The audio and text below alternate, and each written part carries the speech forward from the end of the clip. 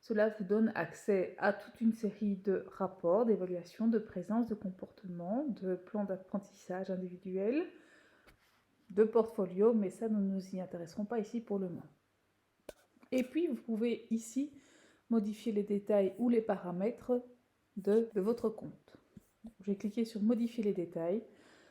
Le seul détail que vous pouvez modifier finalement, c'est votre photo. Vous pouvez cliquer sur ajouter une photo et ajouter une photo qui se trouve dans votre ordinateur, évidemment, dans le respect des règles de bienséance, etc. Ajouter une photo, un avatar correct.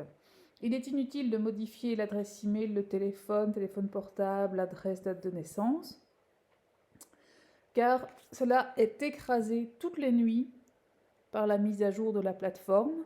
Si vous avez une modification à demander, une modification de ces informations à effectuer, c'est auprès du secrétariat de l'école que cela s'effectue. Alors, c'est une chose. Donc, modifier les détails, vous voyez, c'est la même chose. Si je clique sur paramètres, j'ai modifié les détails comme ici, modifier les détails. Voilà, ici j'ai cliqué sur vos paramètres pour vous montrer que vous pouvez également personnaliser It's Learning. Vous pouvez choisir une autre langue pour la plateforme. Vous pouvez choisir un format d'heures différent, 12 ou 24 heures. Et lorsqu'on sera sur l'onglet Accueil, vous verrez qu'il y a 2 présentations possibles. C'est ici aussi que vous pouvez choisir la présentation que vous préférez.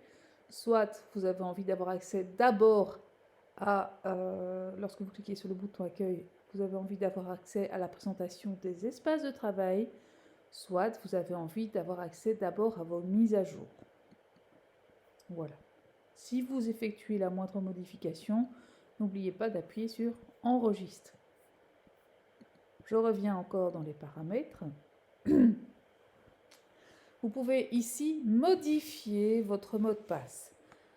L'école vous en a fourni un, mais vous pouvez en mettre un que vous allez retenir plus facilement. Mais je vous demande vraiment de prendre soin de ce mot de passe et d'essayer d'en coder un dont vous allez facilement vous souvenir. Je reviens dans les paramètres une dernière fois. Vous pouvez ici paramétrer vos alertes. Les candidatures, gestion mobile, tout ça ne vous concerne pas. Les alertes, lorsque je reçois, tiens, un professeur poste un nouveau devoir, poste un message, c'est ici que vous pouvez demander à être averti ou pas des actualités sur les tableaux de bord, des actualités des espaces de travail et projet. Je vous dis, le e-portfolio, nous n'allons pas nous en occuper. Enregistrer.